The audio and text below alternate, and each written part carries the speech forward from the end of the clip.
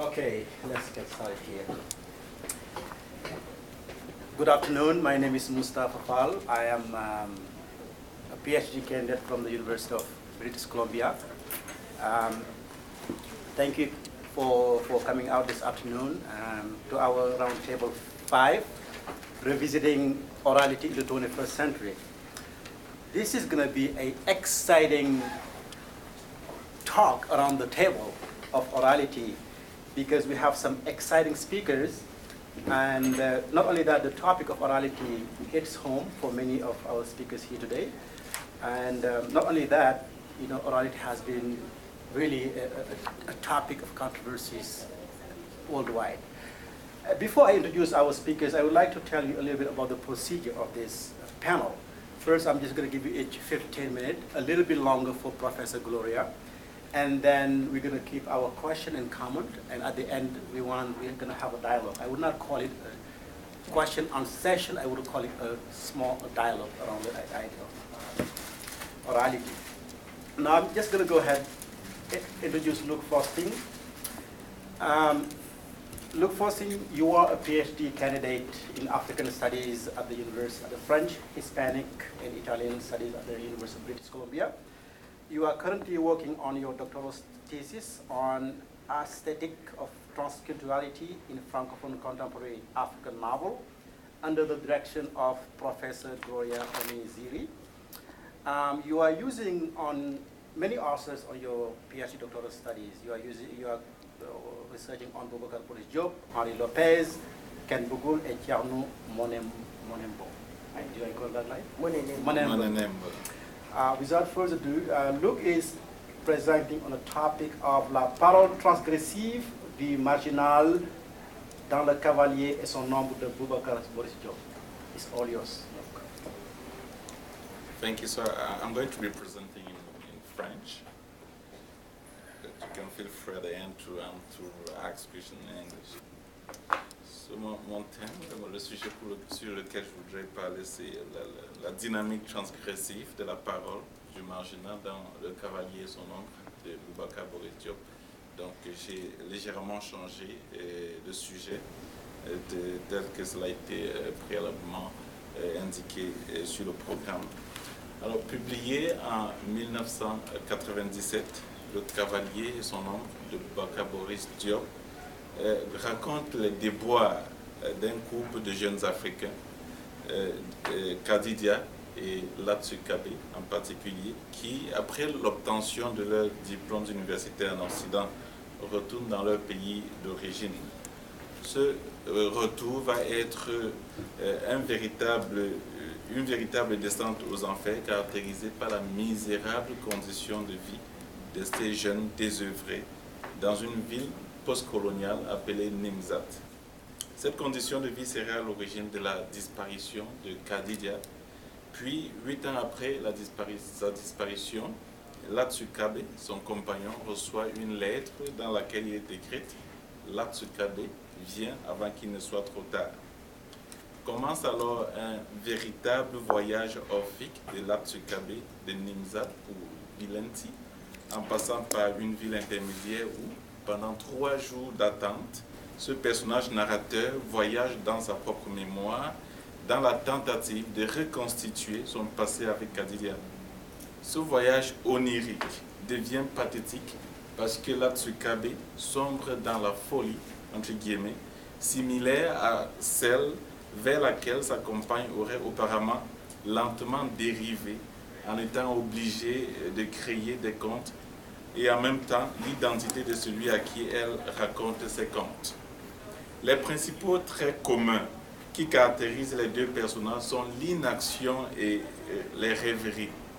Les seules actions visibles dans le texte sont les sessions de contes racontées par Kadidia et puis le déplacement géographique de Latsukabe pour la rencontre ou la recherche de sa compagne Kadidia.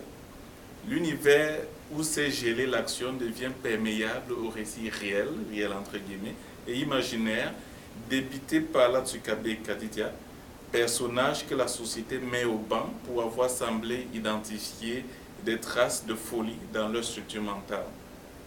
Quel est le statut de la parole venant des sujets dont la conscience est progressivement émiettée. Boubacar Boris Diop, en accordant la responsabilité narrative aux personnages marginalisés par la société, n'opère-t-il pas la centralisation de la marginalité dans une société qui se débarrasse de ses fous, entre guillemets, en les mettant au bas? Bref, je me propose de mettre en relief le caractère transgressif de la parole du marginal dans le roman de Boubacar Boris Diop. La société que met en scène Diop définit la parole de Kadidia et de Latsukabe par rapport à une moyenne acceptable, par rapport à une norme sociale ayant un seuil au-delà duquel cette parole devient frappée du sceau d'inacceptabilité et par conséquent de marginal ou de folle. Ainsi, les paroles et les gestes de ces personnages principaux du roman de Diop sont l'objet d'une scrupuleuse supputation de la part des habitants et des autorités de la ville où ils attendent l'aide du passeur pour effectuer le déplacement subilentique. Le passeur apparaît comme un personnage ambivalent qui, présenté comme une aide au protagoniste, se révèle par la suite comme l'un des acteurs principaux de leur mise au banc. C'est en effet dans le commentaire de ce dernier, c'est-à-dire le passeur, au sujet de Kadidia, qu'il ressort que les services de sécurité se sont intéressés à elle parce qu'il, je cite, il y avait certaines allusions politiques extrêmement graves dans ses propos. Fin de citation. Et lorsque le passeur conclut que, je cite, en fin de compte, la police a décidé qu'elle n'était pas dangereuse, fin de citation, il faut par là comprendre que la relation que la société et les autorités établissent avec Kadidia rentre dans l'ordre du réseau de relations que le philosophe politique Giorgio Agamben appelle relation d'exception, c'est-à-dire, je cite, cette forme extrême de la relation qui n'inclut quelque chose qu'à travers son exclusion. Fin de citation. Selon cette logique, Kadidia ne devient socialement invisible qu'immédiatement après avoir été paradoxalement déclarée inoffensive.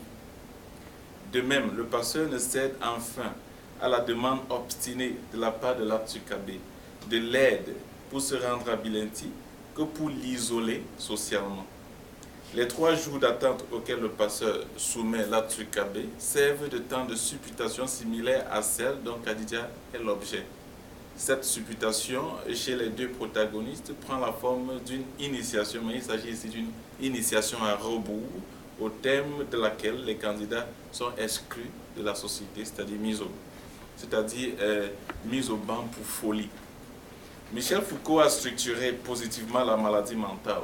Pour lui, la régression du malade n'est pas une chute naturelle dans le passé, mais une fuite intentionnelle hors du présent devenu inacceptable et insupportable.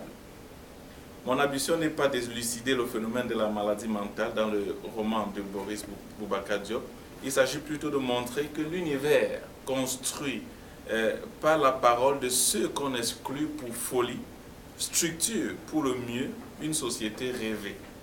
Il s'agirait de la part de l'auteur d'une mise en relief d'une inclusion de l'exclu.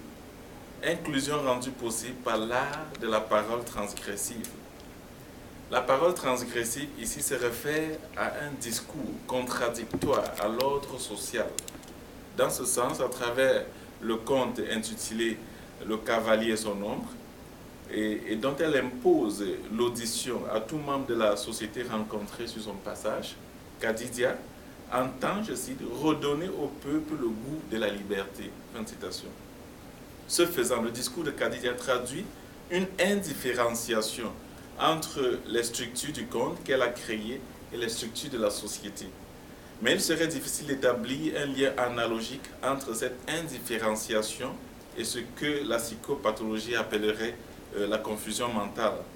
De plus, ce discours est loin d'être une verbigération qui consisterait, pour ainsi dire, à une suite automatique d'énoncés sans lien, caractéristique d'un état démentiel.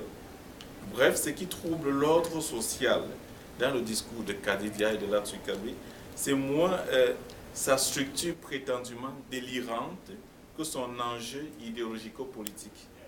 Le passeur le reconnaît sans pourtant l'assumer positivement. Par ailleurs, selon les dits du passeur, toute la ville, je cite, est suspendue à la décision, fin de citation, de l'Atsukabe. La décision de ce dernier consisterait à renoncer ou pas au projet de se rendre à Bilenti, c'est-à-dire dans cette ville qui n'a d'existence que dans la réalité du conte de Kadidia.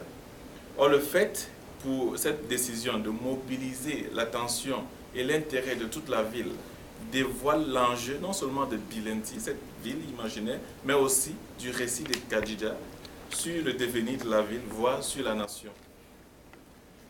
L'imaginaire dans la ville et la nation à l'intérieur de la fiction que nous offre l'auteur Boubacar Boris Diop revêt une importance d'autant plus grande qu'en dehors de ces fous, entre guillemets, aucun agent de la société n'ose proposer un discours critique sur les mécanismes de la vie sociopolitique.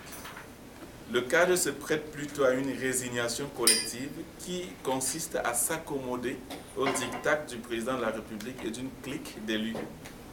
Mettre les fous, Kadidia et l'Atsukabe au banc de la société revient par conséquent à s'opposer à toute remise en question et en même temps à préférer ce qu'on plaît à la précarité de la vie.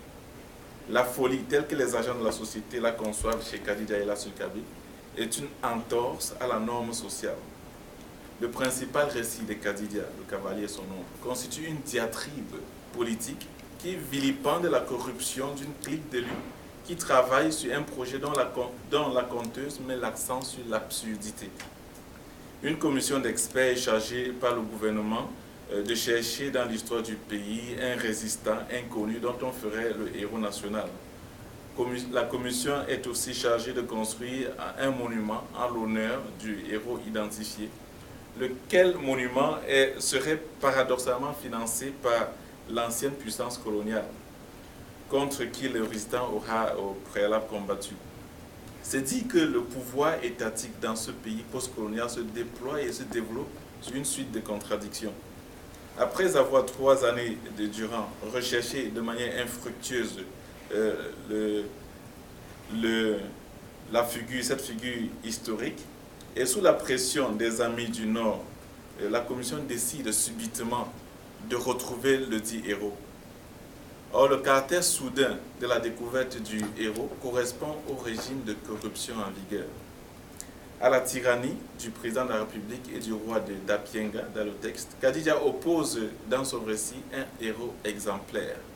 La figure du cavalier, sculpté auparavant par Silman Kamara, un personnage du texte à qui la fameuse commission a confié les soins du monument, illustre un héros moins historique que prophétique. Ainsi, le roman de Boubacar Boris Diop est identifiable à la logique interne qui gouverne le roman populaire. Marc Angenot, par exemple, dit du héros prométhéen, catégorie esthétique de populaire, qu'il est porteur de valeurs authentiques au cœur d'une société en dégradation. C'est le cas du cavalier dans le roman de Diop. Tel qu'il est présenté par la sculpture réalisée par Silman Kamara, le cavalier, je cite, ne prend aucun soin de sa personne, mais venge la veuve et l'orphelin. Il est sollicité par de grandes causes. Fin de citation. D'autre part, la création et la dynamique du verbe chez Kadidia révèlent du banal, inventer des contes pour entretenir un auditeur imaginaire. Or, le banal prend une place importante dans l'esthétique que met en relief Diop. Avec le romancier sénégalais comme avec Jean-Claude Varel, je cite, le banal n'est plus banal. Le roman populaire procède ainsi à une héroïcisation du quelconque. Fin de citation. Le récit principal de Kadidia, monté de toutes pièces dans des circonstances anodines, passe au premier plan du roman, en impose le titre et devient le principe même qui organise l'action. Pour construire ces récits oraux, Kadidia exploite des recherches qu'elle fait sur le conte, la légende, le mythe, mais aussi sur le passé et le présent, sur la vie en Afrique et sur la vie ailleurs. À l'Atsukabe, qui lui fait le reproche de vouloir faire croire à son destinataire que ce qu'on raconte de leur histoire est vrai, Kadidia rétorque qu'il faut à cet enfant, je cite, l'histoire d'une nation qui gagne. Fin de citation.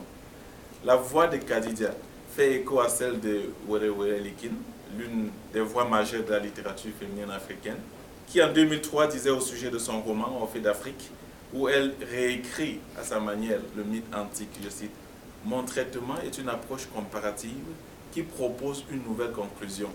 Mon Orphée à moi n'est pas perdant. Mon d'Afrique avait besoin de victoire, d'en finir avec ses éternels échecs. » Fin de citation. C'est cet optimisme discursif qui émane de la parole de Khadija lorsqu'elle dit que le nom de Tunde, un personnage de son conte, signifie celui qui maintient l'exploit intact. Dans sa composition du récit de Le Cavalier et son ombre, Khadija inclut une rancune contre l'individu arrogant qu'elle croyait être un enfant, puis elle étend sa rancune à l'ensemble de la nation.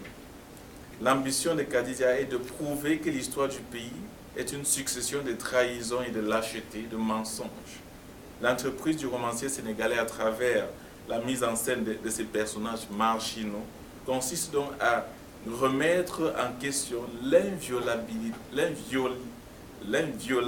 de l'histoire officielle contemporaine et d'un certain discours traditionnel codifié dans des catégories frappées de sacré, comme le mythe traditionnel, qui est l'objet d'une déconstruction et d'une réécriture de la part de Khadija comme de la part de l'auteur lui-même. Bref, il ressort de l'investissement que Khadija fait des récits oraux, que l'oralité chez Boubacar Boris Diop n'est pas sclérosée, fixe.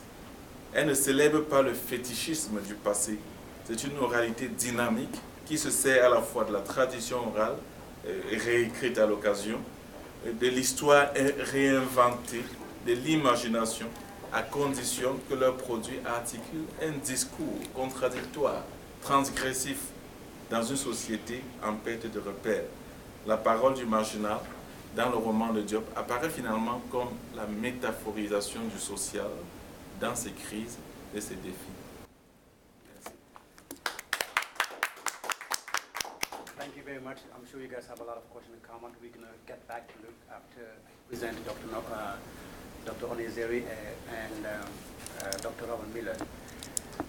Now, moving on, Professor Gloria Onizeri is going to present on transpositioning the oral voice in Chimamanda. That is the headstone historian.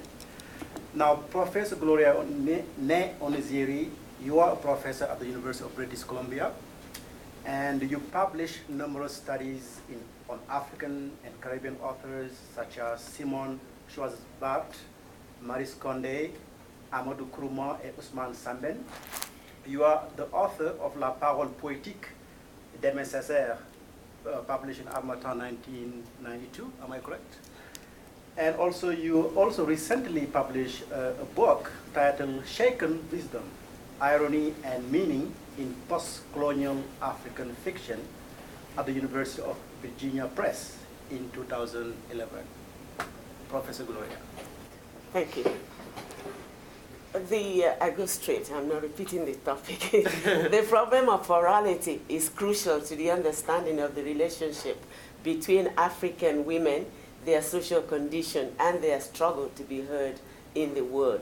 This is not only because women have always been active participants in many forms of creation, performance, and the reception of orature, but also because the role of verbal exchange has, in communities over time, has not always been accounted for by official historiography.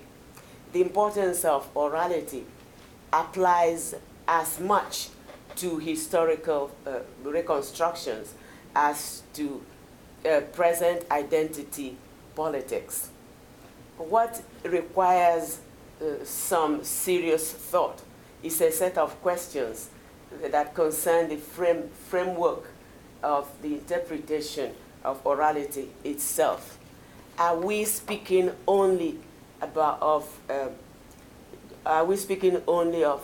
formal genres of expression such as songs, stories, or poems, or about speech in general? If the latter is true, then we have to discuss the representation of dialogue, conversation, and the use of the spoken word in various socio-political contexts.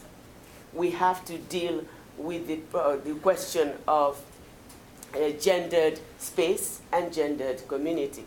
Is there time and place in which women speak to each other or to men in a way that means something specific about their relationships in their community and in the world?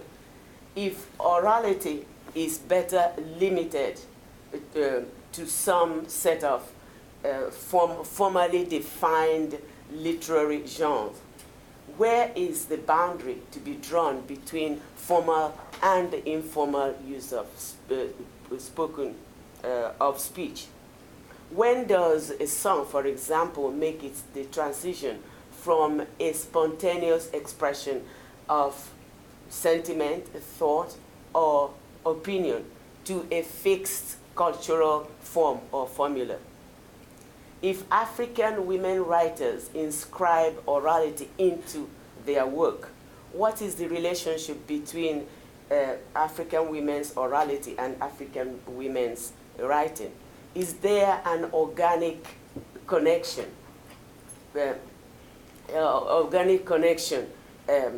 That is different from what pertains to African men's orality and African men's writing.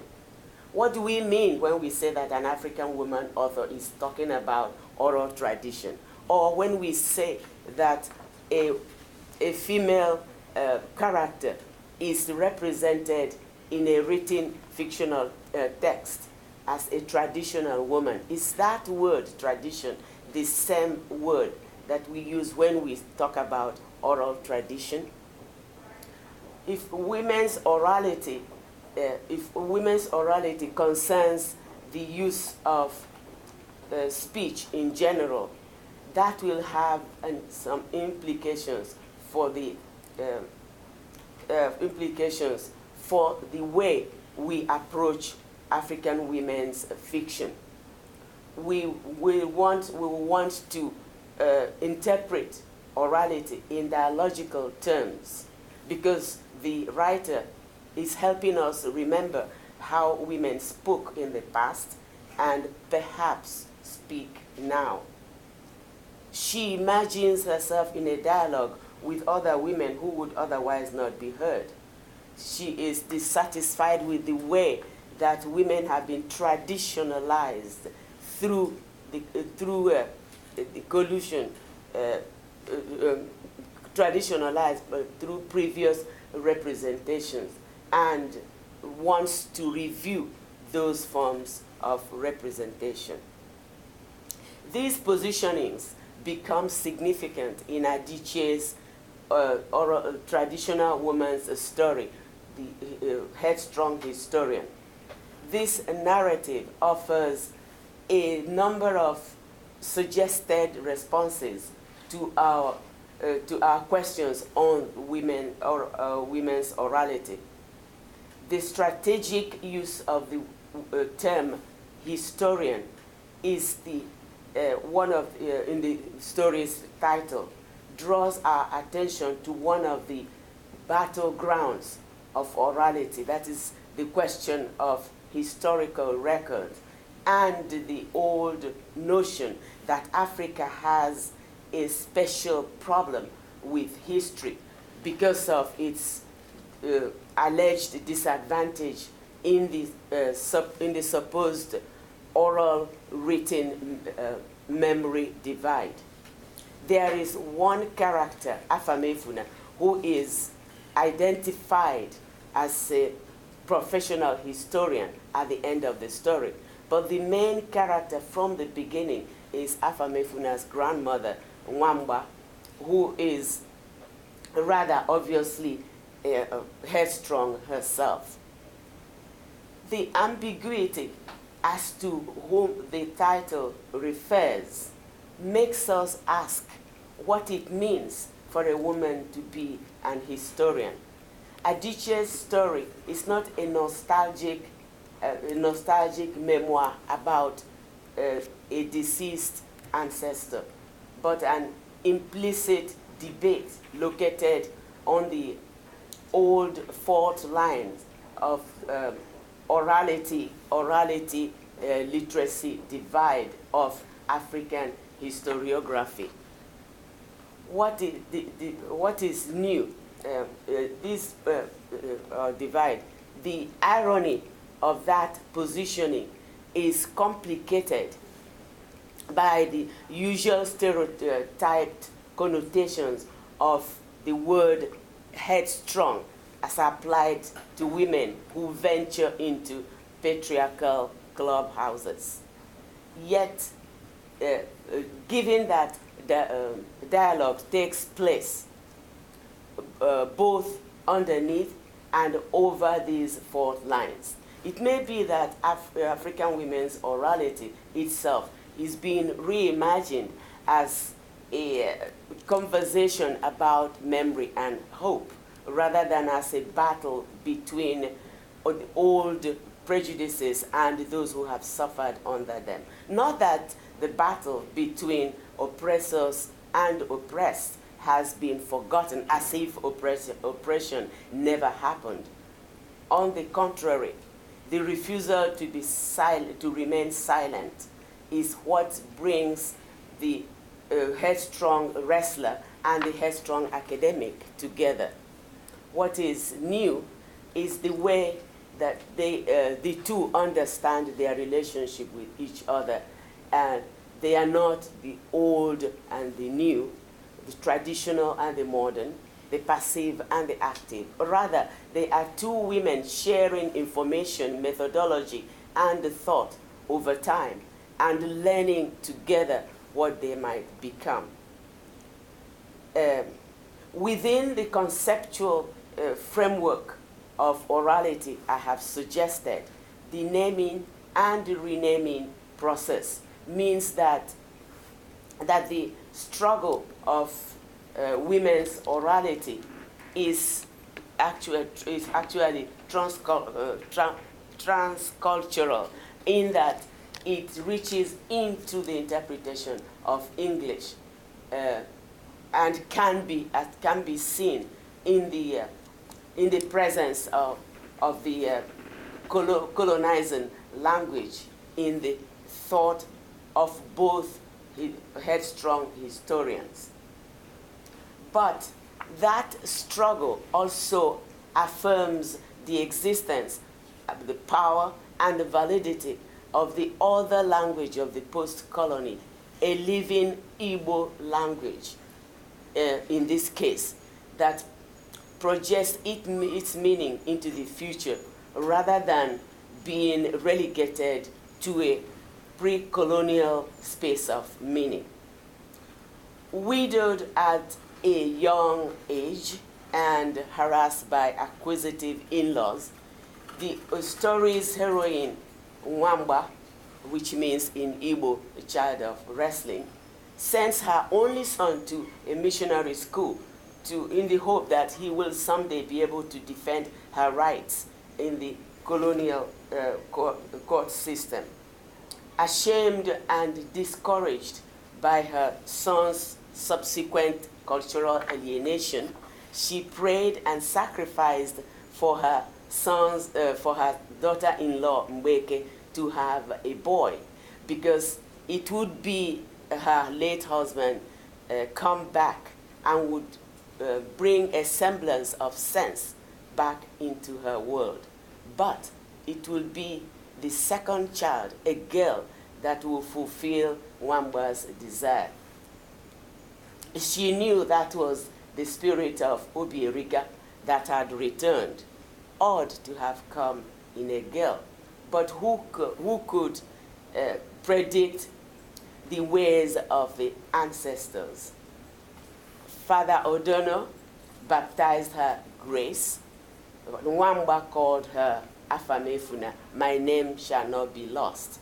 Afamefuna becomes an historian whose attachment to her grandmother would lead her to rewrite colonial history from what she views as an African perspective.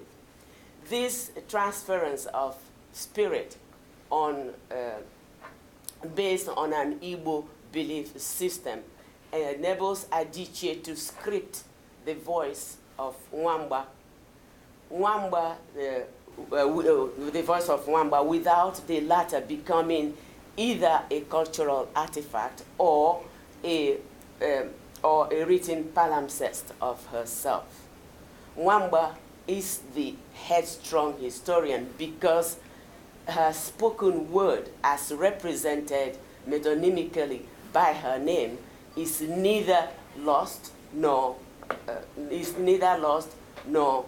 replaced, but rather takes part in the production of the written text.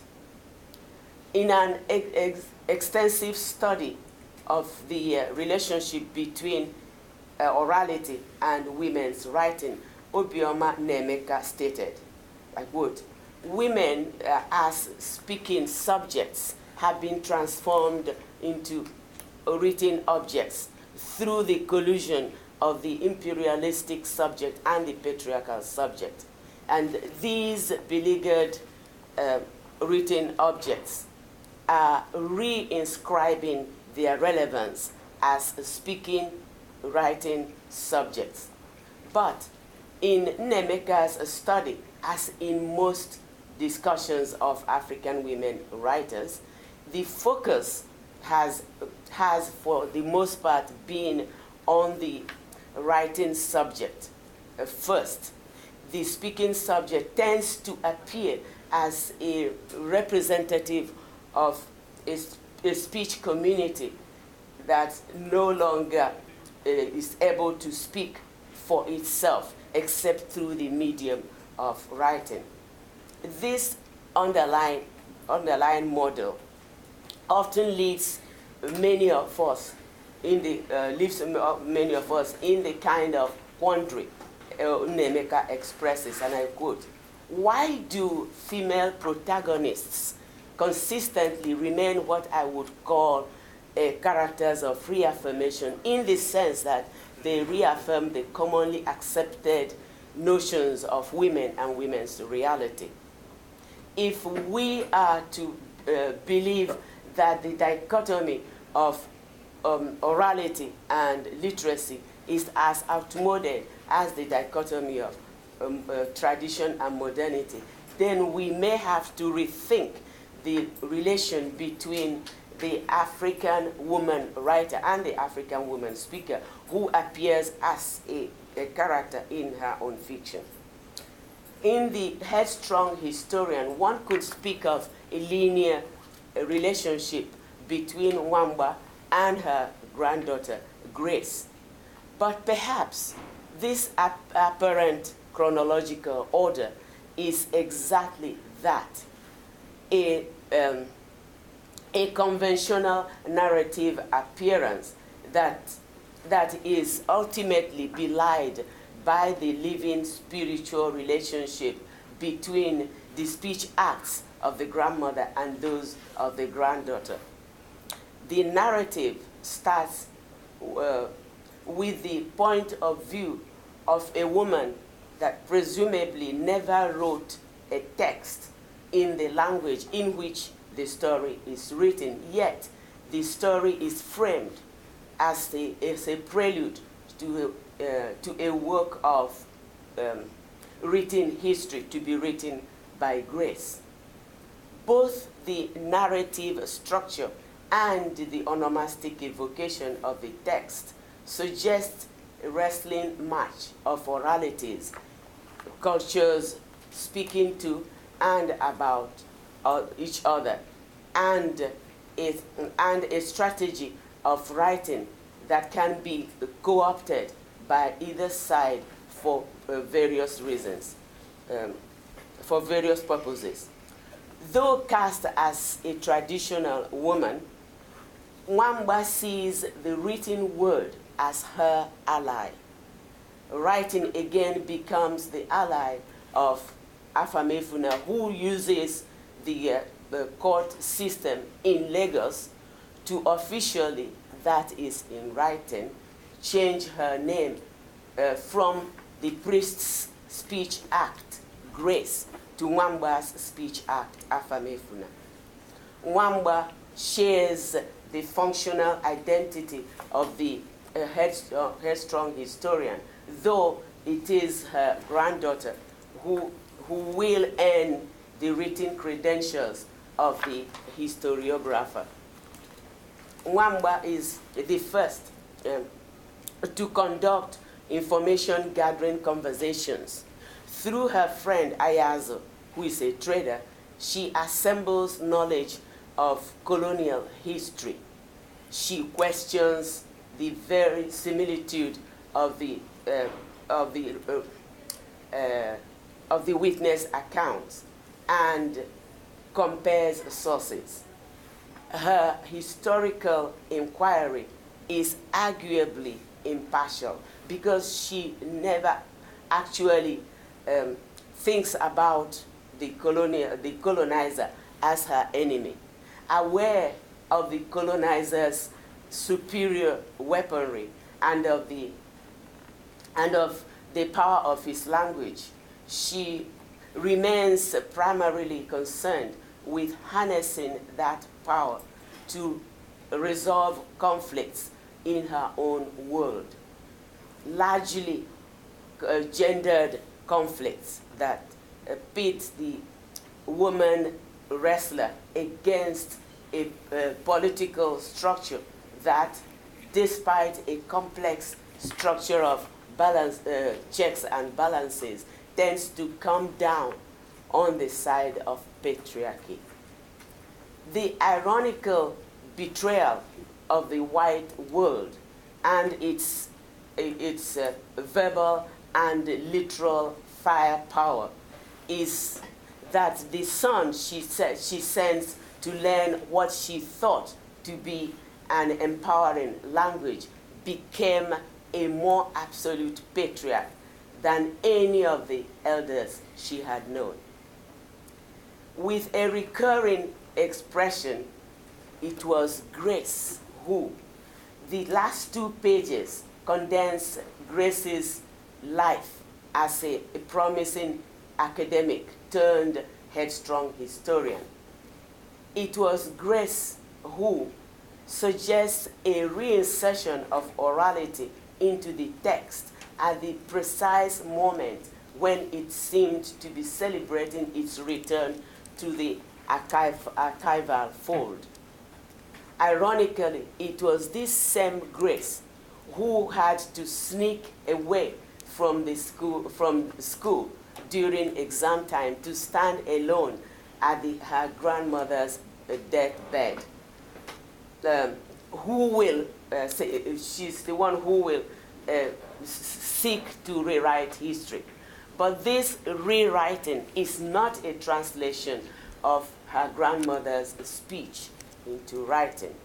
Afamefuna is a living witness to a living idiom. She should be viewed more as one of the wrestler sculptor's apprentices who learned to write history from a woman who, though she did not write, understood the historical implications of writing. But the term apprentice cannot fully render the interdependency of Nwamba and Afamefuna. The originally intended "my" of "my name shall not be lost" was Obierika, who was also a wrestler himself. But the cultural and political realities of post-colonial Nigeria are such that Afamefuna becomes Nwamba as well, as she wrestles with an emerging patriarchal world. "My name shall not be lost" is confirmed by post-colonial juridical speech act when Grace changed her name to Afamefuna in a Lagos courthouse. A reincarnation in both an Igbo sense and a post-colonial sense of both her grandfather and her grandmother's speech. Orality is a useful concept that gives us a broader picture of communication, within and between overlapping cultures over time. But it may also be profoundly counterproductive if it narrows our view of African women's voices instead of helping us understand what women have been saying, why they have been saying it, and why we would want to listen. These questions constantly weave themselves in and out of the written text, which is thus becoming a form of orality rather than its representation after the fact.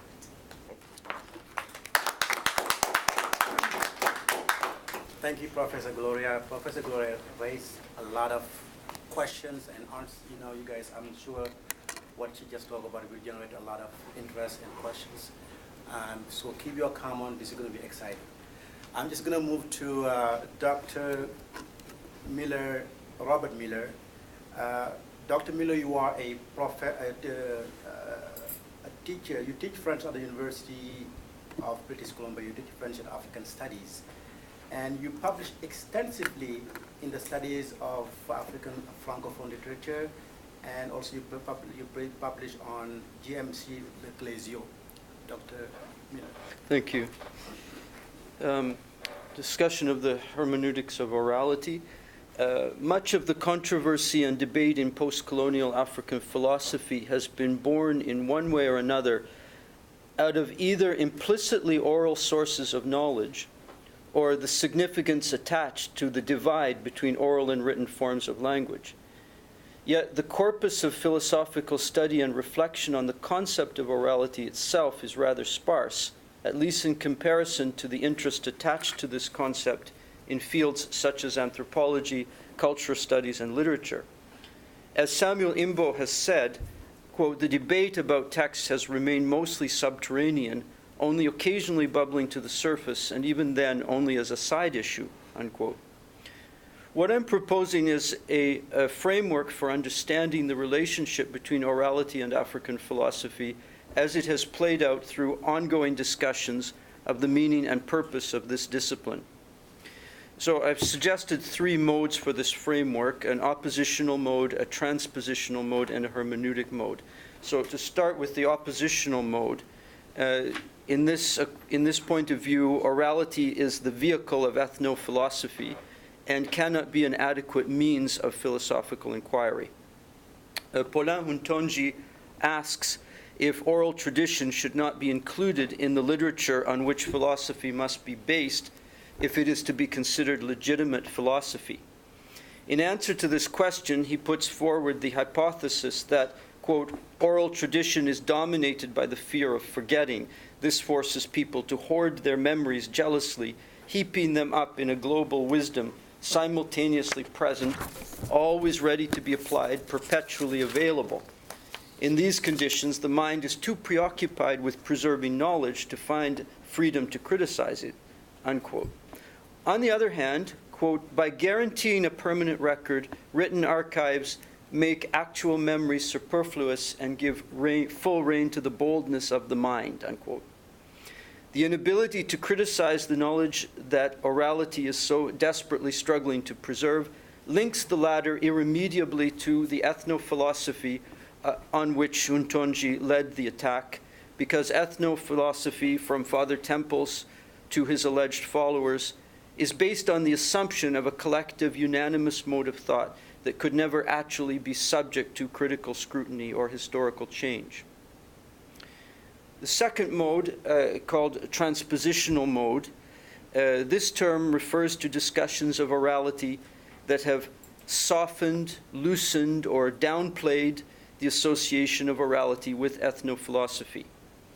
This change can lead to, or can result from, a questioning of the distinction between orality and literacy and of the various presumed associations of this distinction. At the same time, attempts have been made to recognize the philosophical value of orality and to remind us of the centrality of orality to the history of Western philosophy, referring particularly to Socratic tradition. The sage philosophy movement led by Henry Oruka may be seen as a specific example of the transpositional mode, in that it attempts to transpose the function of orality, of orally communicated thought, from the domain of collective memory retention to the domain of critical thinking. But we could include under this mode efforts by philosophers like Kwasi Wiredu, Kwame Gyekye, and perhaps even Anthony Appiah, to link conceptual analysis to common speech patterns of an African language. Nothing prevents us from conceiving these analyses as being based on written forms of Akan, Igbo, or Luo, for example. However, as we read studies of this type, they overwhelmingly stress spoken usage rather than rules applied to writing. One of the dangers of the transpositional mode is that in attempting to justify the broadening of the category of text, one easily slips back into old oppositions in which the more inclusive culture one is attempting to recognize takes on the features of a practical thinking consciously different from an implicit Western abstraction. To quote Samuel Imbo again, in the oral setting, the relevance of evidence is strongly tied to practical results. Systematic analyses and past experiences of the community are telescoped into a folk logic of survival, unquote.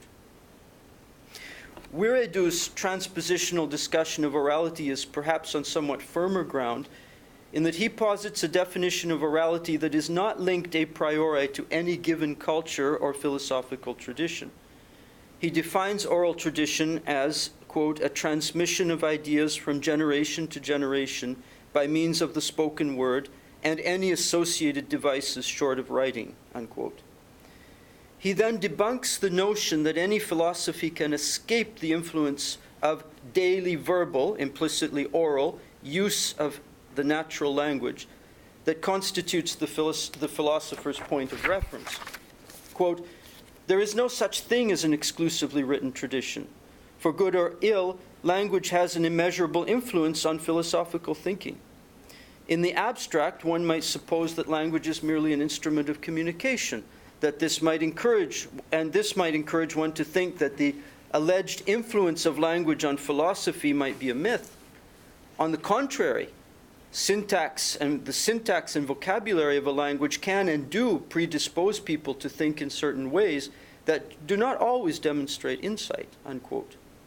He uses the example of John Locke's substantivized understanding of the word idea as something rather than something to illustrate this point, before going on to analyze the way that the Akan language shapes an African philosophy of personhood.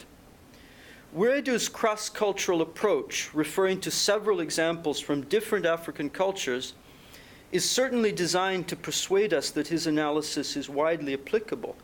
Nevertheless, one wonders just how far the defense of cross-culturalism will take us when he seems to draw us back into powerful generalizations such as this, quote, the African mind is not oblivious to the ontological aspects of the concept of a person and has ideas thereto, unquote.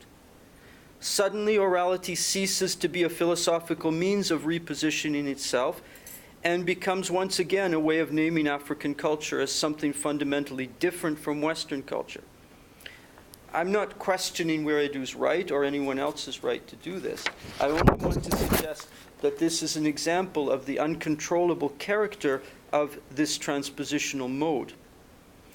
And then I come to the third mode in this framework that I've called the hermeneutic mode. Sene Sarekwebaran has been highly effective in articulating what we could consider a hermeneutic turn of African philosophy. Not necessarily a new movement, but a different perspective from the apparent impasse between the ethno-philosophers and the quote, professional philosophers, i.e. a different way of looking at the problem of when and where African philosophy should begin. Although Sarekwebaran's thinking begins with the discourse of philosophical hermeneutics, it leads us back to the revolutionary theory of African liberation and political critique.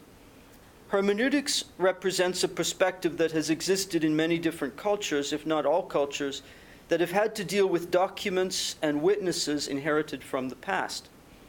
Its problem has been how to interpret the words of someone who spoke or wrote in the past, but who is no longer present to explain what he or she meant to say.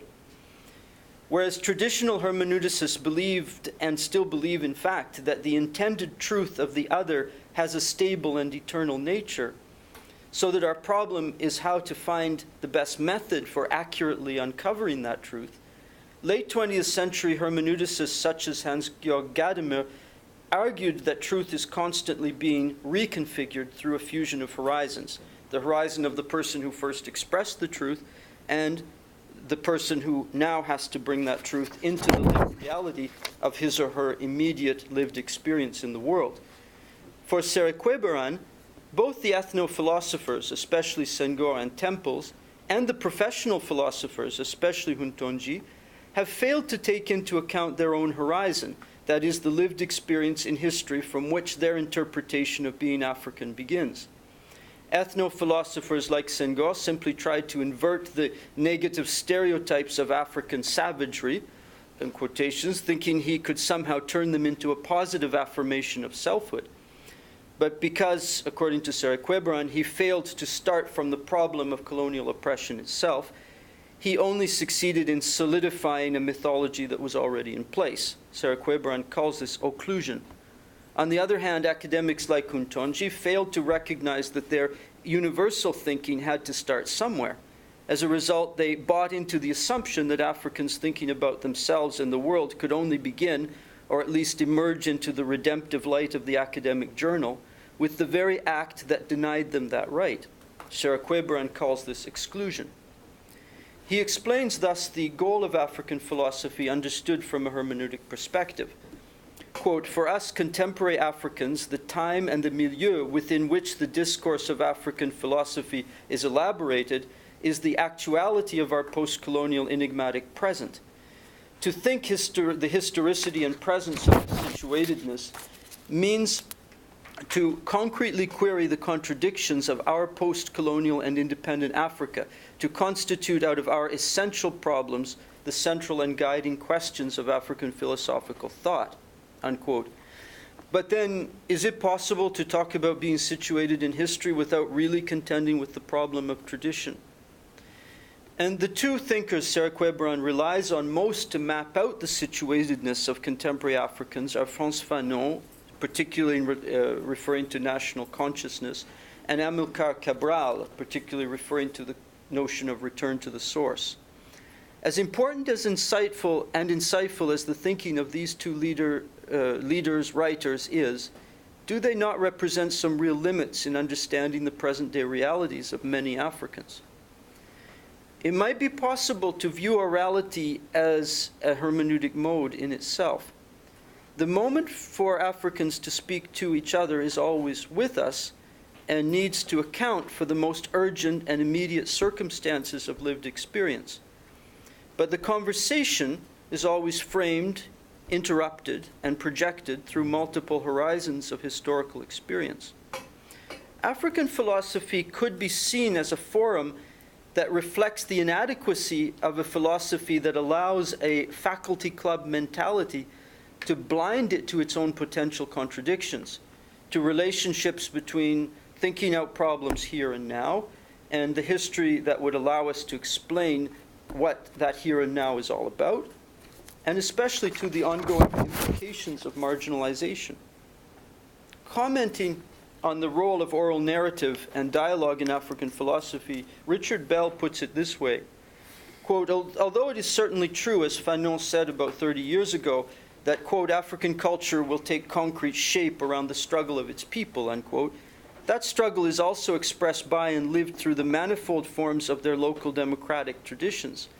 These are part of the memoir that is Africa's philosophy." That's being an allusion to Huntonji's attack on orality. They are part of the conversation, both oral and written, that Africans must keep going in a creative fashion and to which non-Africans must attentively listen. unquote. Orality, seen from a hermeneutics perspective, could be defined as the recognition of the continuous interaction of speech and writing. But that would imply the presence of history taking precedence over its pastness, the relevance of marginalized voices being more important than their victimization, and the social and political efficaciousness of cultural memory overshadowing its archival or nostalgic value. Thank you, Dr. Miller. You raised a lot of questions also. I'm sure we're gonna spend more time and try to understand and ask more questions and comment about that.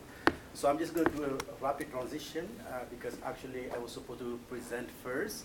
I wanted to present last, so somebody has to make sure that I have 15 minutes only, because I don't want to go over the 15 minutes, 5 minutes or something.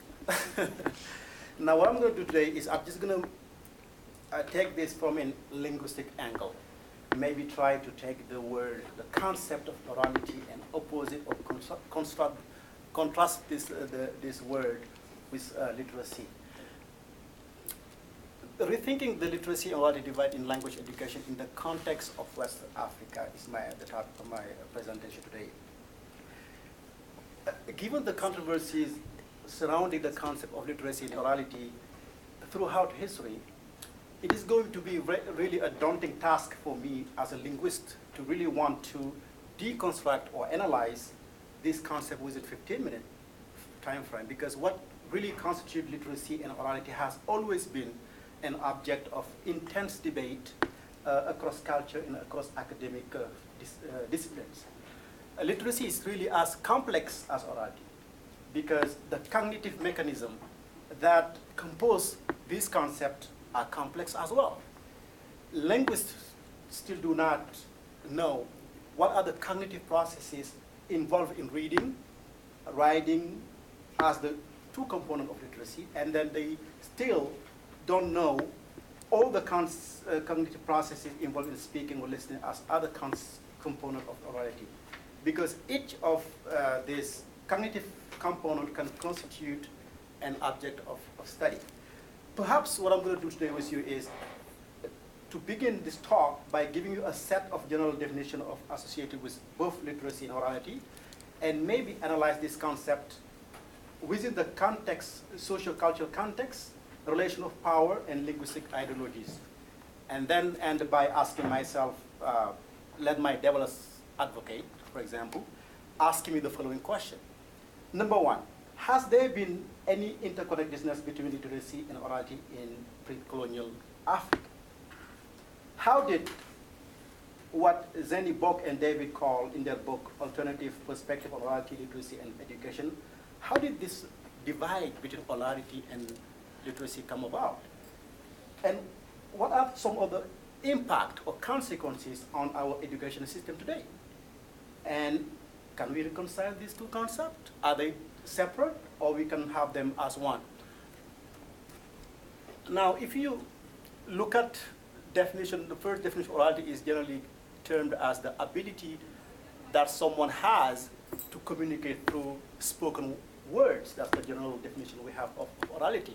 But what is unfortunate is that this concept of orality has been really unexamined, because this concept really is associated with oral community of no form of writing, for example. You know, many communities who don't have a written form are really called sometimes irrational, you know, they have no knowledge and stuff like that. So this is a very negative kind of term when you use it in a linguistic area.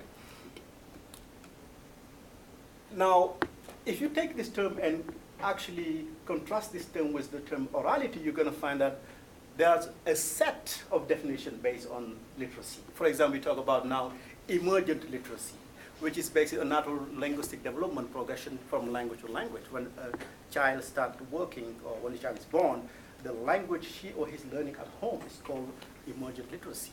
And we talk about now digital literacy. For example, the familiarity with technical aspect of the internet, awareness of the common internet practices. Or sometimes we talk about social literacy.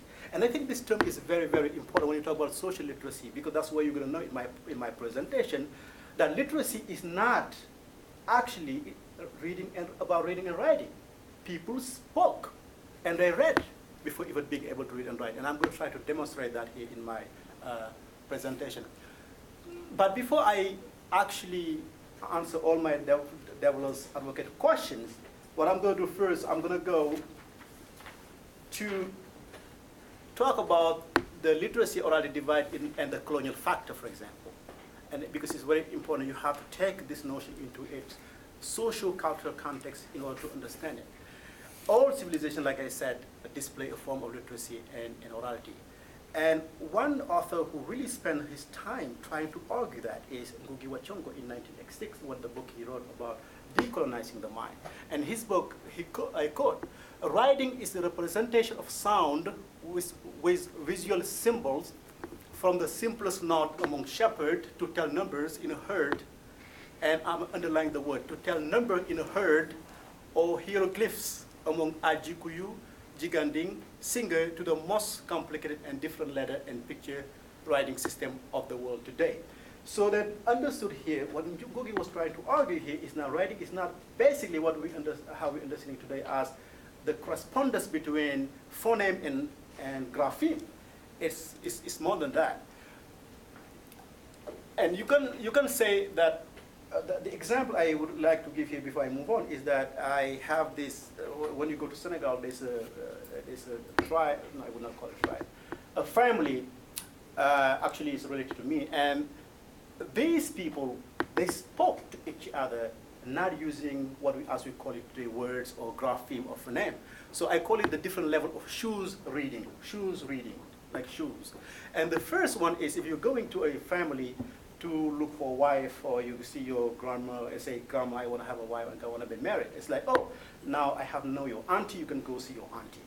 And what's interesting about this, that if when you go there and you find the lady you're looking for, you find a pair of shoes, one is upside down, I mean, you have to read it.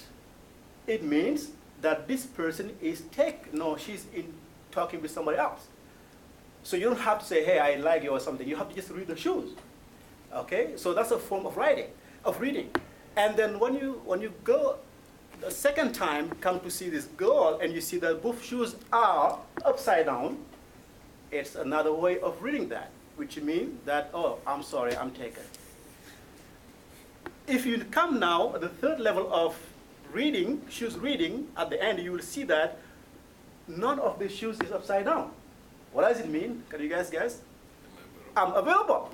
So you see these people spoke, they read each other's language without actually having to have the correspondence, as we know, between grapheme and phoneme as in the linguistic aspect. So the writing as grapheme and phoneme actually has been a very interesting thing, because it was used in the colonial period to actually talk about people who they don't have any system of writing. So they were saying, well, because you don't have any system of writing, you only have oral way of speaking to yourself. So then, our form of writing is superior to your form of writing, which is very interesting here, because you see that was the case. So this idea that writing, actually, these people or this community never had any way of writing or reading is not actually, is unfounded. Now, when you see that actually, to answer my devil's second question, is that you can see that there is a problem, because the fact of these colonial people coming to Africa and saying, well, mainly West Africa, saying, well, since you don't have a written system as communities, then our language is superior for us to you. So then they're going to use French or English or Portuguese in any context and try to argue that, your language as oral language are very inferior. It's a bunch of dialect. They're not meaningful. There's no content into it. So those people under area try to feel that, oh, basically our language is nothing then, and because, because since we can't communicate with each other using it, because there's a different way of chanting that, so the language, orally speaking, was not, we feel that we should not have any way, we should not even use our mother tongue anywhere. And that comes with when the French came mostly to West Africa, I'm going to be very specific in Senegal, what happened there was that they used this form of oral speech as forbidding people who speak their native language, saying, okay, you can't use it in public places. So they cannot communicate in public places using their oral language, which was a problem. But they kind of changed that by actually going ahead and implementing schools in the education system. So they start with a policy called the French only policy, where they give people the chance, not the chance to speak their mother tongue, because this mother tongue was opposed to another oral language, which is the French language there. And now they implemented that in schools. And the consequences of that, implementing that in school, is that, for example, when they implemented the French language in school, you see the harmony that existed between African child language at home and his education environment was broken. So then you go to your mother, to your mom, or to your house, and you talk to your mom in Wolof, or you talk to your mom in any language you want, and you go to school and you speak French, so the harmony is actually broken.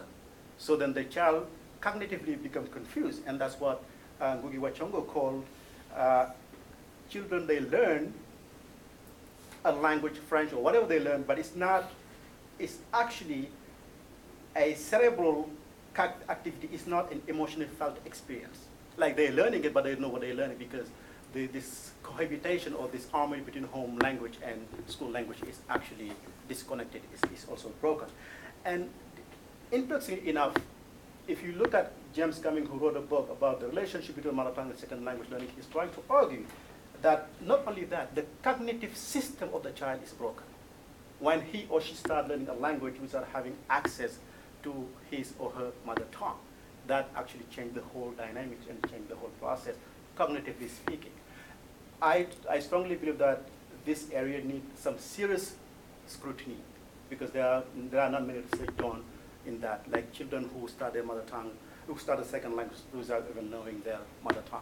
So we need to do some more research on that. And I think that's what Cheikh Anta Diop understood. Cheikh Anta Diop was a Senegalese, he'd never been the president, but he was very involved in terms of arguing for the use of mother tongue in schools. So, and what he said was interesting, because he was talking about how, I'm just going to quote him, using foreign language was detrimental to the African identity and personality. And education in foreign language is a serious obstacle in the education of the young African. It forces learners to make double effort to assimilate the meaning of words, and then through a second intellectual effort to capture the reality exposed by the word. End of quotation. So in here, Job was trying to say that no matter what, if we're not teaching our children their mother tongue, they're going to have problems, because the absence of literacy in the mother tongue affect literacy on the second language. And this is what you're going to see if that's happened. You see here on the screen, many Wolof children, or you can actually say Malian children or different children in Ghana or some places where the mother tongue is not developed. What's going to happen is the situation you can see here.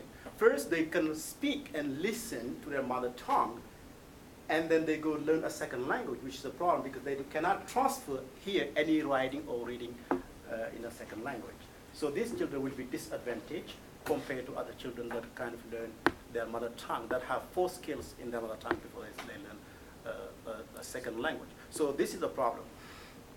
Now, to answer my Deborah's last question, hold on. Now, the question was, can we reconcile these concepts to form one individual entity?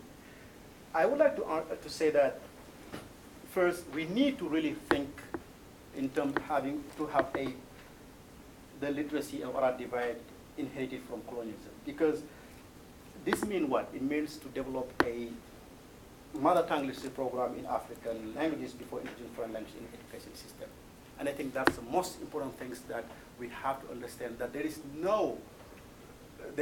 there have been no divide actually between literacy and orality. Because like I said, people spoke, they wrote, and they do all that. So literacy was not actually separated from orality until the advance of the colonial time.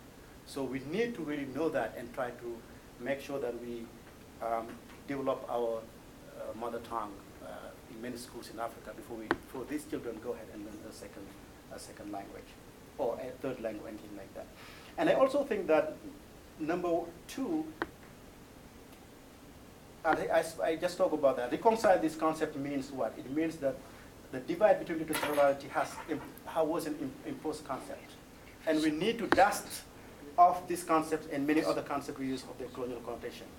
This is the only way to avoid falling back to one trap of cycle of debate, discussion over prefabricated concept and category of thought. Because sometimes what we do as intellectuals, they present us some words, some concept, and we spend all our time trying to discuss those concepts without knowing that these concepts should be understood within the social cultural context, relation of power and linguistic ideologies. Otherwise, we're missing the point. And I think no one else really rejected the divide between literacy and orality in simpler terms than the Malian poet and historian Amadou Hampâté-Bâ, who said, I quote, "Lorsque j'écris, ce n'est que de la parole couchée sur du papier." When I write, it's just speech put on paper. So he did not see the divide between literacy and orality because literacy and orality has always been together. So if my devil's advocate are ready to surrender, to let me conceal the central argument of my presentation today, which is there has been always an interconnection between orality and literacy in history. But the literacy and orality as we knew it then and as we know it now is nothing but an imposed concept that we need to rethought, repackage, and recycle, to use a linguistic term. If my devil's advocate could conceive this point, I'm done. But you know, the devil never surrendered. Thank you very much.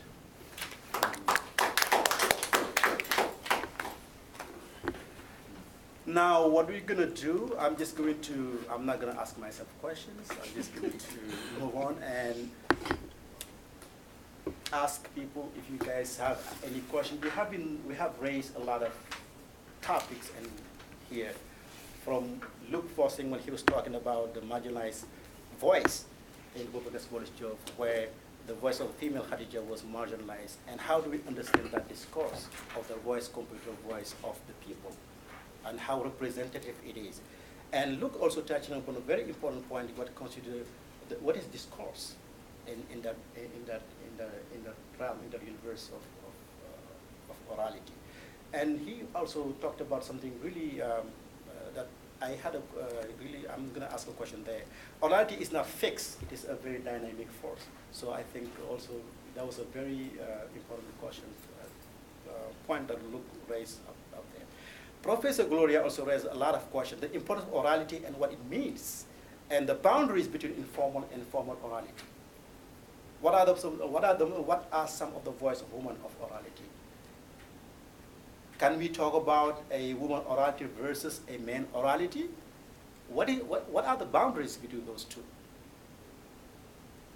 What does she mean by woman's orality is transcultural? So all those are the ideas we also can jump in and talk about. Is there any bridge between orality and woman and orality of men there? And coming to Dr. Miller, he also raised a lot of important questions. The place of orality in philosophy. Can African philosophy based on orality and still be an African philosophy? Where African philosophy should begin? Can we talk about African philosophy or African philosophies? Because Africa is as complex as North America. So these are questions that we invite you to kind of, you have any question, comments, and open. Okay, go ahead. Boulot à l'appareil. Merci pour le panel. Je pense qu'il y a... J'ai perçu un message contradictoire entre vos 4 papiers. D'accord? Il y a d'une part la recherche d'une voix, d'une spécificité de l'oralité, et d'autre part, d'ailleurs, ton papier a été assez éminent, d'une médiation entre différentes, pour l'instant, moi je préfère les appeler des techniques d'expression, d'accord, que ce soit l'écrit ou l'oralité. Et puis, Robert essayait de voir jusqu'à une certaine manière comment on peut les comprendre. Et on a vu que Loli ajoute le genre pour chercher aussi une spécificité. Et ce qui m'a beaucoup frappé, c'est que dans la conclusion, la question n'est pas revenue, mais elle dit comment réconcilier finalement tout cela. C'est un peu cela, mais en utilisant la figure de l'enfant, j'appelle ça une figure parce que je ne sais pas. Mais c'est quand même un modèle intéressant. Moi, la question est la suivante.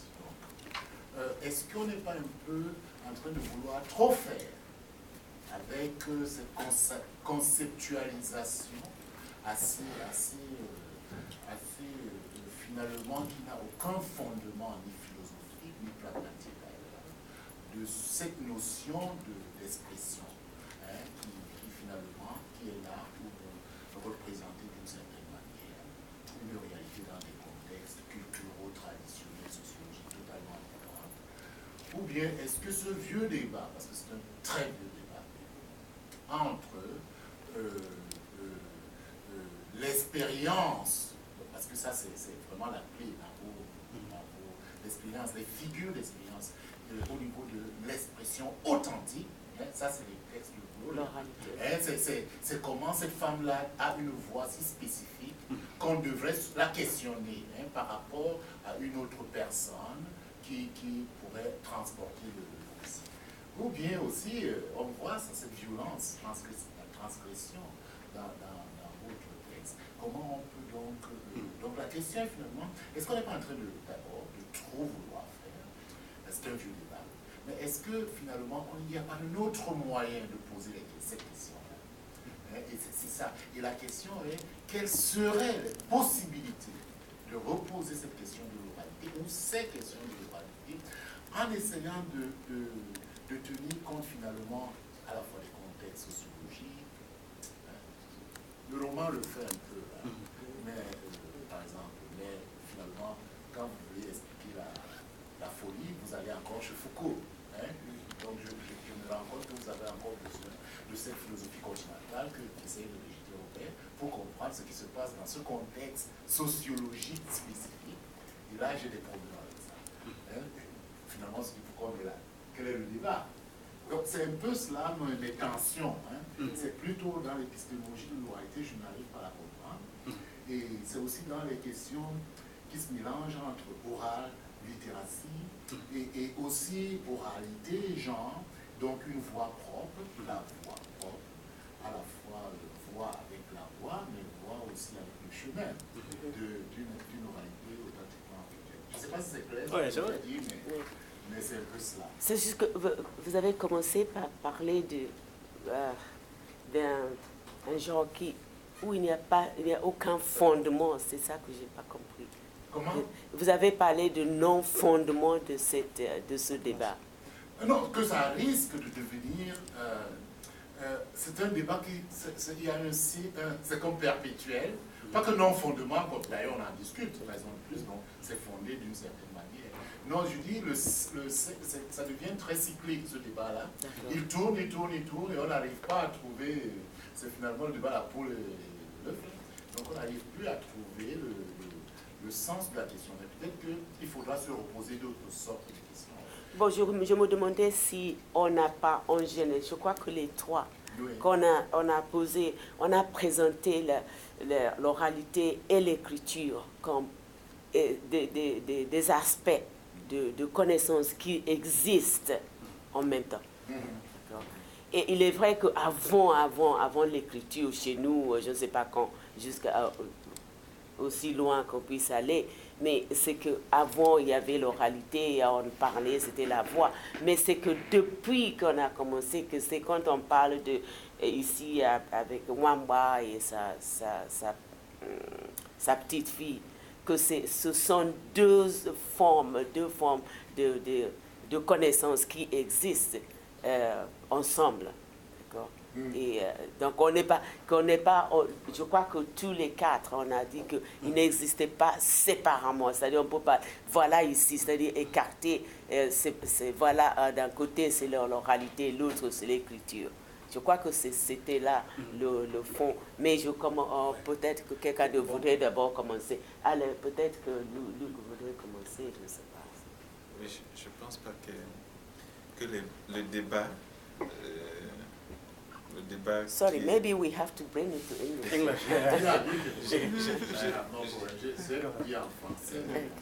Je ne pense pas que le débat ici, c'est celui vieux du statut de l'oralité.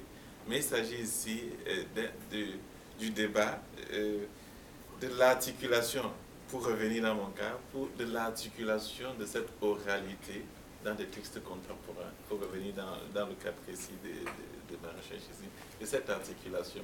On se rend compte que la question de l'oralité, c'est une question telle que Boubacar Boris Diop la conçoit. C'est pas une question à renfermer dans des catégories anthropologie fixes. C'est pas une question, c'est pas une réalité anthropologique africaine qui montrerait, par exemple, qui viserait à montrer que l'oralité est essentiellement africaine. C'est pour cette raison que je me sens entièrement libre, lorsque l'oralité est une oralité humaine, d'utiliser des théories, qu'elles soient africaines ou occidentales, pour analyser cette question de l'oralité. C'est pour moi, donc, faire recours, ou bien faire une brève sur Foucault pour analyser un phénomène que soulève l'oralité, ce phénomène de la folie, qui n'est pas aussi un phénomène africain ou essentiellement occidental. Mais, invoquer Foucault pour analyser cette question de la folie que soulève l'oralité ne me semble pas ici déplacé. Mais ce qui est important ici, c'est de voir comment l'auteur, Boubacar Boris Diop, amène la marginalité finalement à être il fait un recentrage de la marginalité. Autrement dit, dans une société où l'intellectuel qui a accédé au pouvoir échoue à traiter ou bien échoue à soulever des questions sociopolitiques qui peuvent amener la société à résoudre ces problèmes dans une telle situation d'échec de cet intellectuel. Il y a que l'agent marginalisé, il porte la voix, il fait entendre la voix du marginal, de celui qu'on exclut pour l'avoir frappé de folie. L'auteur fait entendre cette voix finalement, qui est une voix qui va structurer positivement la société. Il fait écouter, entendre la voix du marginal. Et cette voix, parce que ce marginal utilise justement un canal qui est un canal aussi marginalisé, l'oralité, les contes, les mythes. Il utilise donc ces phénomènes marginaux pour faire écouter une voix qui finalement structure, du moins de manière imaginative, structure positivement la société. Maybe j'ajouterais, c'est que... maybe we'll switch in English. Oh, sorry. Okay. I just want to add to what Gloria and Luke said, that I think that what might be new is not that we pretend that there's not an old debate. We know that there's an old debate. We know it's there. but our common tendency is not to approach the issue as a debate, so that we're not going back and forth along the old lines, but we're trying to think of how we can ask questions without assuming that one is on one side or the other of some kind of divide. But the debate can't be completely hidden, because I know, for instance, when Mustafa says that there's always orality and literacy together. And Gloria and I had a debate about this last night. What if one cannot conceive of a society that did not need writing, then is that not contributing to the problem of marginalization? Not because that society has to be revived or it has to be relived or that we have to imagine all kinds of things about how wonderful that society was, but at least to conceive that it is possible that a society could function completely in all aspects of social existence without the need for writing. Then are we not still creating a zone of humanity that is somehow Actually, outside of go the... ahead. So maybe there the debate comes back when we don't want it to. I think that's what happens. The debate comes back even when you don't want it to happen. It's like Actually, indigestion. But Bulu's question is there any other way we can ask this question so that it doesn't become and redundant? right? Because we here it's the point is renewed. It's like what people talk about tradition. We have problems with students talking. No, as Molika Mokedem said, sometimes we look like African women writers are saying no to tradition. No, she said no, I'm against tradition static when it is against the woman. So it is when it is static. But when it is, we cannot say, oh, abandon tradition. It's not, no, nobody's abandoning tradition as long as it is progressive, as long as but dynamic. And that is when you look at the wrestler, the woman, the headstrong wrestler, the Nwamba. Actually, the granddaughter was also seen as a wrestler, but before. And then Afamefuna, whose name combines both her grandmother's name, her grandmother's position, because her grandmother started by, she was the first to initiate writing, not because she wrote, but because she said, okay, since you've told me how these white people have come, we taught them this, and now they want to turn around and tell us how to do things. No, so let me send my son, Anikwenwa, to school, so that he can later on defend me. You know, but not that he separates. And then the granddaughter comes up and said, no, I'm going to rewrite this colonial history. So at the end, you can say that she reincarnates both her grandfather, a wrestler, you know, like Okonkwo in Achebe's Things Fall Apart, you know, in that sense. The grandmother is also a wrestler, and she herself, Afamefuna, becomes a wrestler, academic, a historian, a professional historian who becomes a headstrong historian, headstrong academic herself.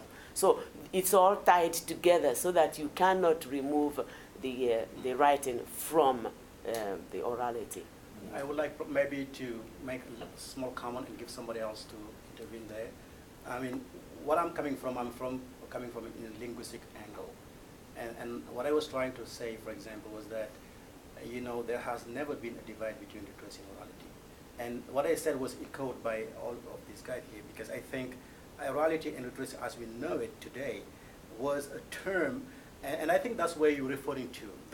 What I'm afraid about is having to really think about concept that was being imposed to us, and we're going to spend conferences, years in talking about without analyzing it, deeply speaking. So that was the point I'm trying to drive home. But I don't think because even in linguistics we talk about skills. We don't say literacy, we say the 4 skills. They all tie together. You know, you have literacy and orality, reading, writing, speaking, listening, all is one entity. You can't divorce them.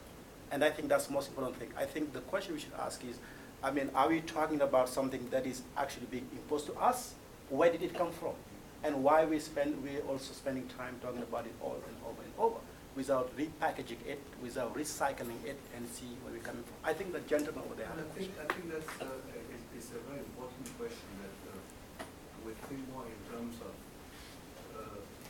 who defined what before. On what basis are we going?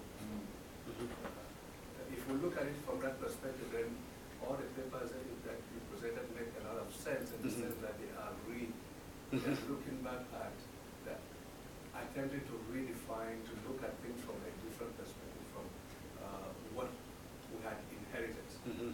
In a sense, some of the definitions, some of the distinction between orality and writing, those are things that were inherited from a specific, from other people. Exactly. In a sense, I don't think in the African context, we had any distinction. And that's what I still tell my students even today, that we did not know what geography was not different from history, from this. They were all together, tied together. It was about knowledge. Exactly, it was all about knowledge. So in a sense, that's the way I look at it. Yeah.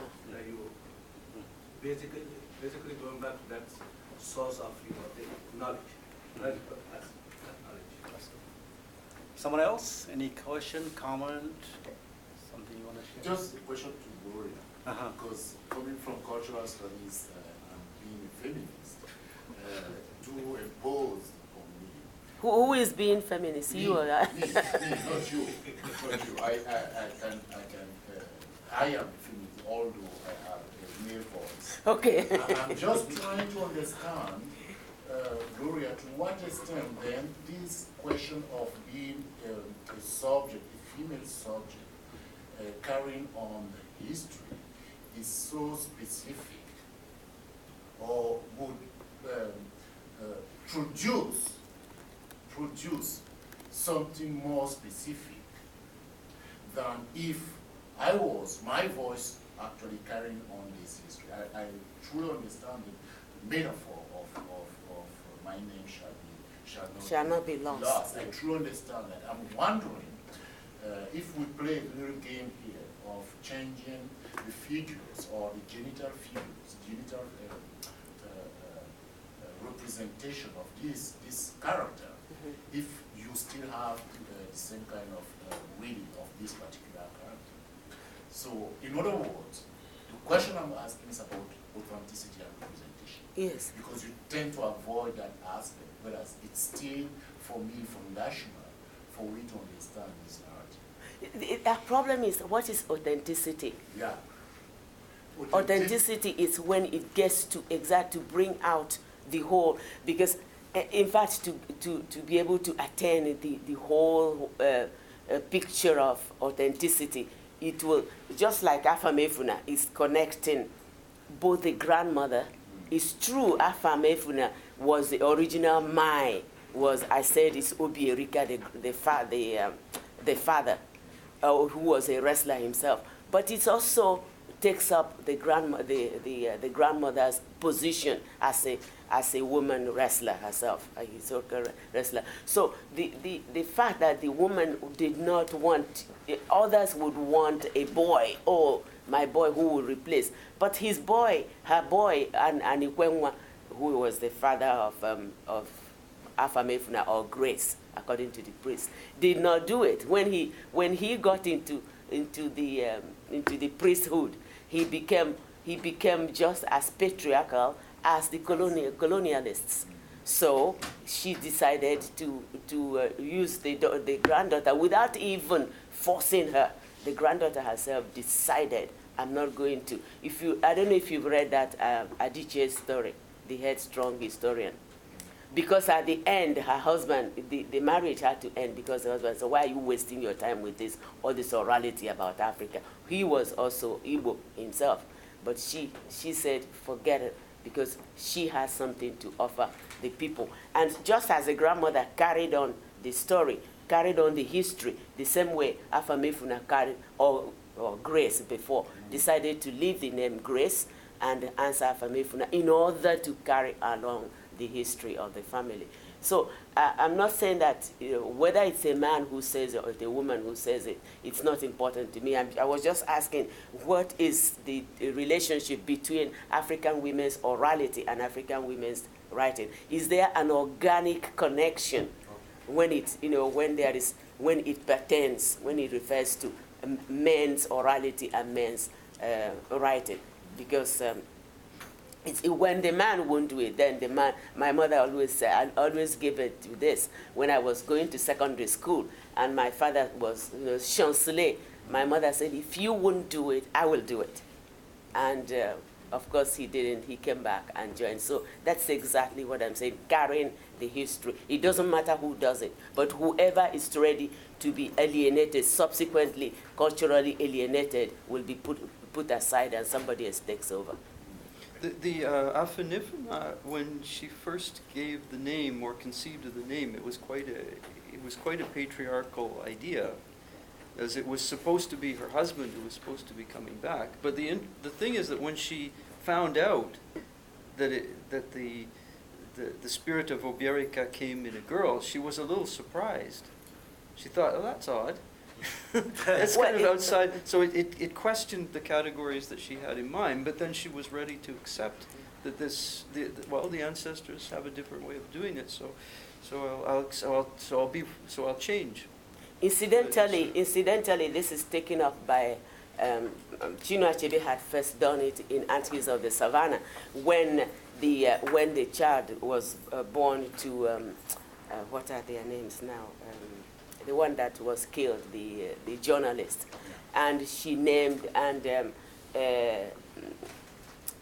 what are their names? Ikem when he died, but the young woman, the Yoruba woman, had their baby. So when the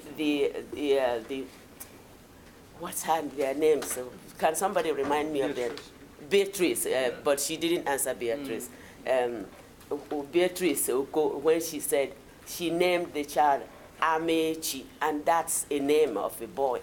Normally in Igbo, you say Amechi, let the compound not close down because there's no man. But she gave it to a girl, and everybody looked at each other, and that's exactly what Adichie did, was to give Afamefuna. It's the same thing as Amechina. Let the compound let my name not be lost, and let our compound, our concession, not be closed down. So whoever is ready to takes up the story. So I'm not trying to make it only women, but in many cases, the women are ready to continue the history. Thank you so much. We're not gonna we're like 5-10 minutes past the time. So thank you so much for coming, and I think this is gonna continue. Thank you so much.